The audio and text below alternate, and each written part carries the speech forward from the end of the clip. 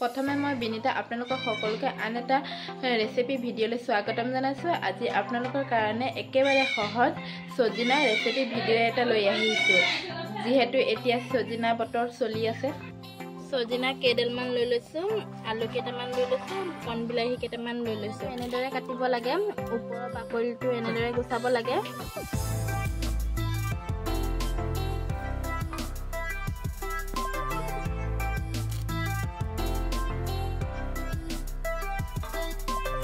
এনেদৰে গুচালে বেছি সোনকালে হয় বাৰু।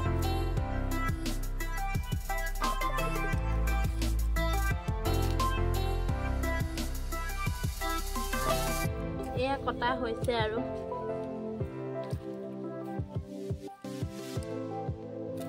এনেদৰে 3টা আলু কাটি লৈছোঁ। মই নহৰু কেইফুটামান লৈ লৈছোঁ, আদা চকল লৈ লৈছোঁ, জলকীয়া কেইটামান লৈ লৈছোঁ আৰু পিঁয়াজ এটা কাটি লৈছোঁ। সৰিয়হ নহৰু আদাটো পিহি পেষ্ট বনাই লওঁ। মই সজিনাটো আৰু আলুটো ধুই লৈছোঁ।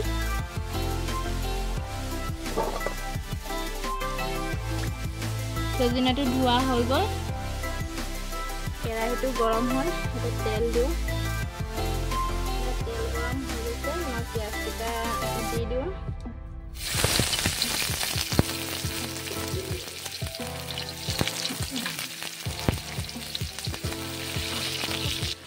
পিঁয়াজকেইটা ৰঙচুৱা হোৱালৈকে ভাজি থাকিব।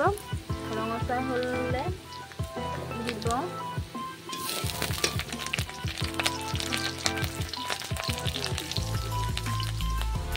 পিঁয়াজকেইটা ৰঙচুৱা হৈ গ'ল। মই এতিয়া সজনা আৰু আলুটো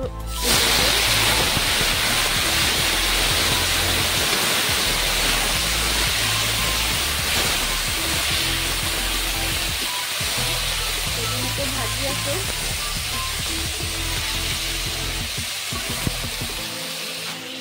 হালধি এচামুচ দিব। এয়া নিমখ দিছোঁ। আপোনালোকে যিমানটো পাৰে চব্জি বনাব সিমানটো জোখৰ নিমখটো দিব।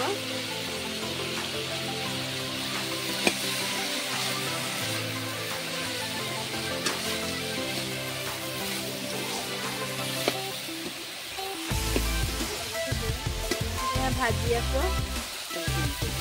এয়া আদা নহৰু সৰিয়হ পেষ্টটো ইয়াত দি দিওঁ।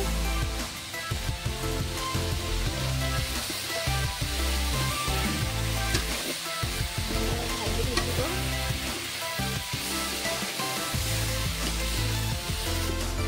ভজা হৈছে, বিলাহী কেইটাও দি দিছোঁ। বিলাহী কেইটাৰ লগত ভাজি দিছোঁ অকণমান।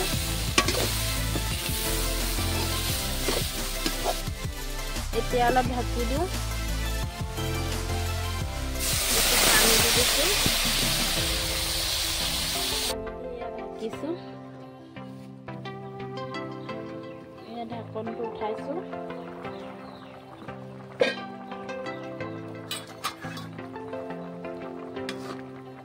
অথনি মছলা দিয়া হোৱা নাছিলে, সৰিয়হ নহৰু আদা দিয়া হৈছিলে।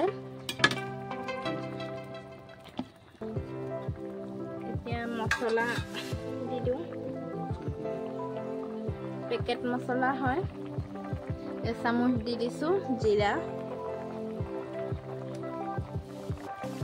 ৰংটো ভাল হ'বৰ কাৰণে জলকীয়া গুড়ি অলপ দি দিছোঁ। ঢাকি দিওঁ। এতিয়া হ'লনে নাই উঠাই যাওঁ।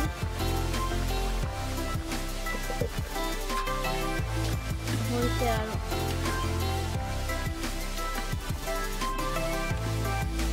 অকণমান শুকাবলৈ দি দিওঁ।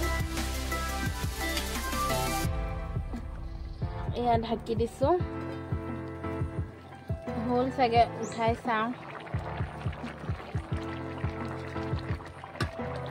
হৈয়ে গ'ল। এনেকৈ জোল জোল থাকিলে অকণমান খাই টেষ্টি লাগে। চুপ হিচাপেও খাব পাৰি জোলটো। খাই চাবচোন কেনেকৈ লাগে। মই খাইছিলোঁ, মোক খাই কিন্তু ভালেই লাগিছিলে। আপোনালোকেও টেষ্ট কৰি চাব। নমাইছোঁ এতিয়া